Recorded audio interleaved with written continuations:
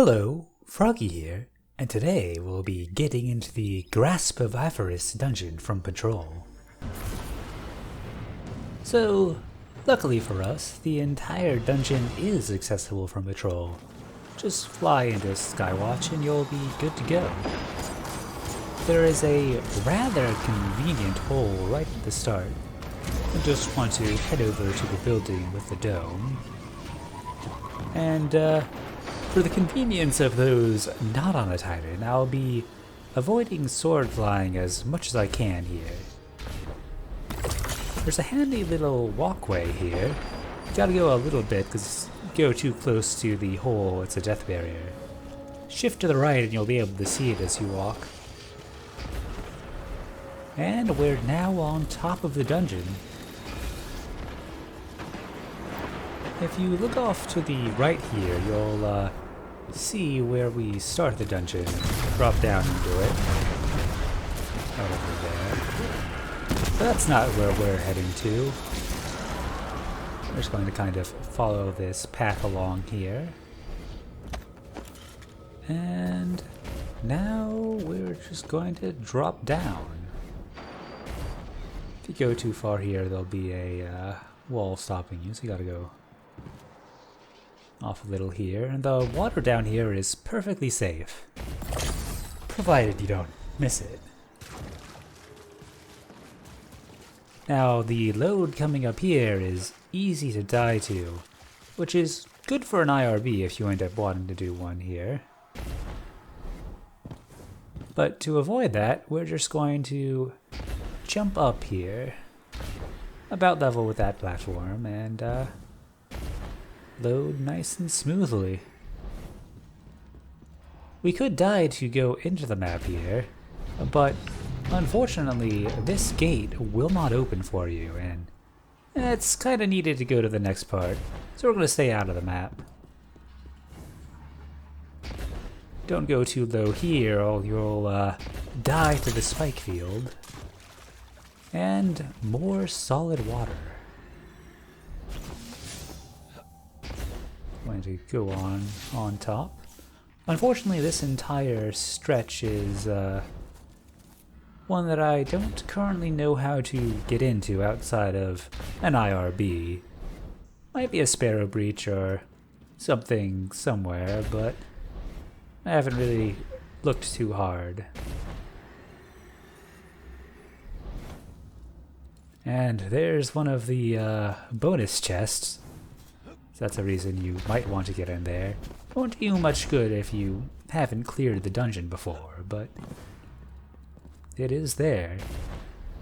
One thing which may do you some good: all of the collectibles are available from Patrol, and I believe that includes if you don't actually own the dungeon. So you can enjoy those. If you go up against the left, you can jump up to the rafters, which makes this part a cakewalk. There's also a lower ledge there that isn't in the turn back. This is the first tricky part by the first boss encounter. Well, not jumping over that, but this part here, because you have to hug the wall to go by. It's the first place I am caving and using a bit of sword flying. But it should be relatively easy on most classes to cover that distance. We also have access to Sparrow, so if you can Sparrow fly, that becomes very easy. And here's Bach.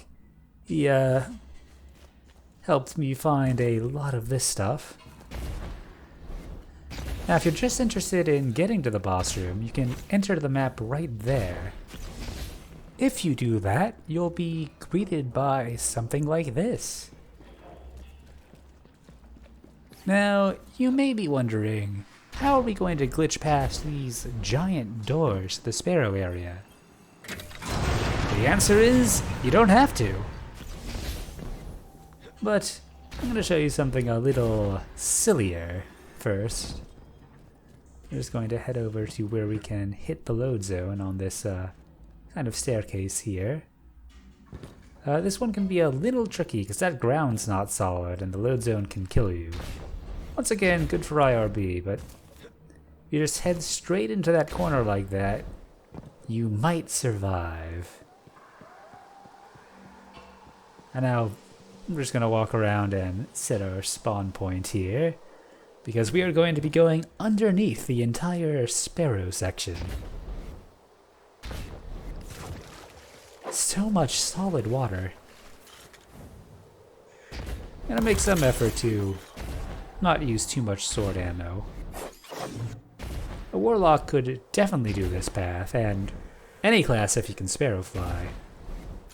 Hunter without sparrow flying might be a bit of an issue, but there are a lot of little areas that you can jump onto, so could be a fun challenge. This is actually my first time doing this without just sparrow flying underneath the whole thing. So I'm sure there would be better routing. Of course, the real optimal routing would just be driving up top. But I do enjoy the various views that going from under the map gives us. Like the bottom half of that ship piece there.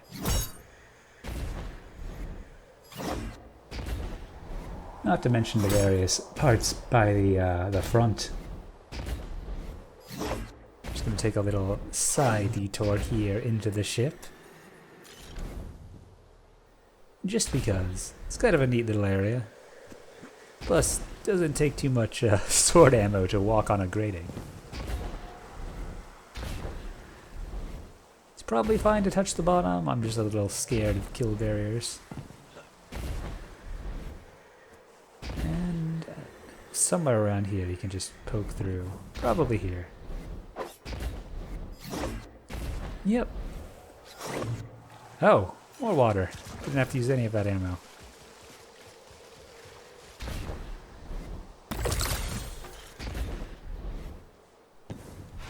So there is a hole in the map that we are heading towards that'll let us get back in.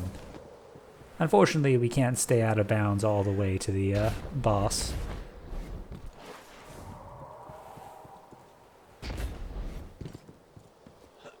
It took us a bit of extra time in this room because I ran the dungeon blind with Henry and Bach. And we had to drag Bach back into the map to keep going. Naturally, we went out of map immediately after we were done.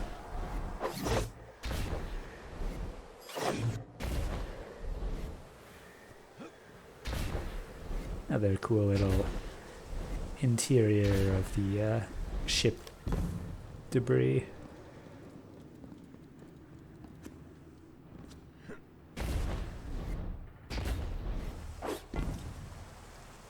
It's interesting how much the wreckage extends.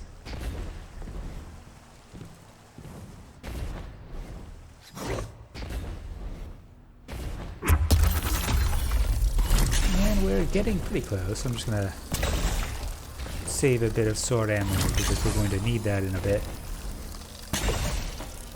Or maybe I'll just waste this super instead. Well, at least I got one good swing out of it.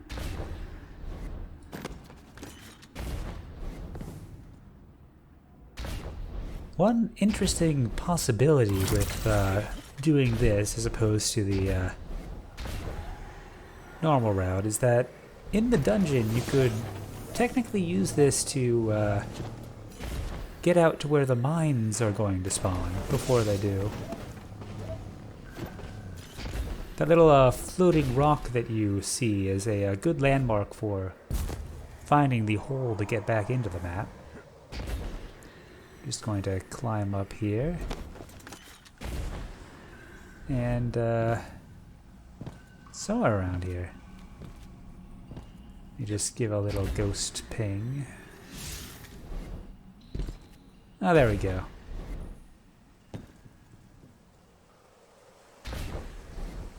So if you happen to look up, this hole is rather obvious.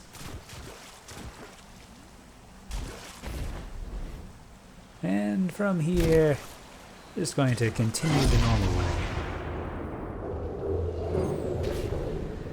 Bonus chest up there if you want to grab it. I'm very surprised I didn't find anything down below.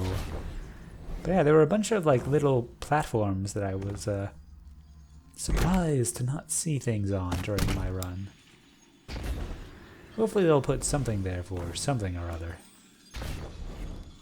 I always get turned around in this area. By the way, if you want to see Sunken Lair out of map, you can also hit the load zone pretty easily outside of the map, just walking on top of this area. So if we wanted to, we could sword fly directly into the next area, but I'm going to save a bit of ammo by just climbing up as high as we can, closer to it. We don't have access to sparrows here, unfortunately, so we're just going to climb the old-fashioned way. There's some nice areas over there you can climb to, but I'm just going to scale this wall.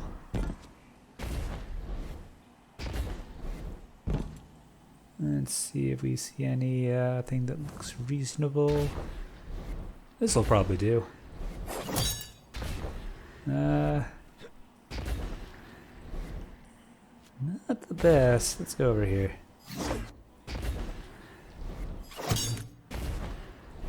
We're going to be taking advantage of a fun fact about catapult lift, where your height ceiling is set by where you jump from. So if we jump from up high, we can gain all that height back. It is very handy, but requires some precise sword flying. So take a little bit of practice to get a hang of it. You just want to make sure that you keep the entirety of your initial boost charged. So I'm just going to jump off here and lose a bit of height. And now just slowly sword climb upwards. If you rush this, you will fall, so be sparing with your jump.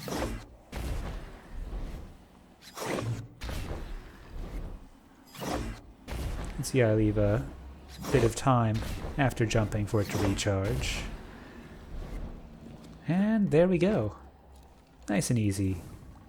You can also use Coder the Missile, and I'm sure Warlock has plenty of methods to get up that. And we're very nearly there. Only one last hurdle. As you can see, that's completely blocked, except apparently not my grenade launcher. Bounced there, but I guess the lower part is in tangent. 2 grenades. That's weird.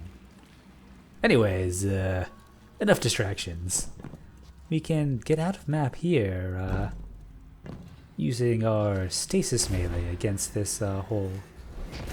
I think Bach also got it to work with a sword swing, so you don't necessarily need a melee. I just find that to be the easiest way.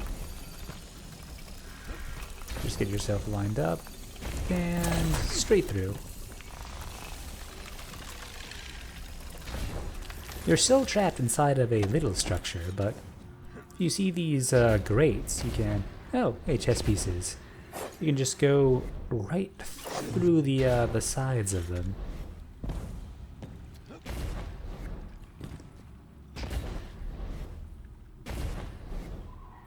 And Gerbsnail managed to, along with Nblock, get a IRB set up here to get into the boss room. But thanks to Atomic Apples and Ultimatum, we know of a better way. A way done in pure patrol. It turns out there is a handy little sparrow breach. And it's actually an easy one. I'm gonna crouch here to get underneath that little lip. And right around here is where we'll do it. I was actually caught off guard here in that my first attempt worked. So I actually went back and tried this 3-4 other times and was generally about that easy. So a great find with that one. And we've made it all the way to the boss room. Well, I hope you enjoy checking this out and also the dungeon regularly. It is quite fun.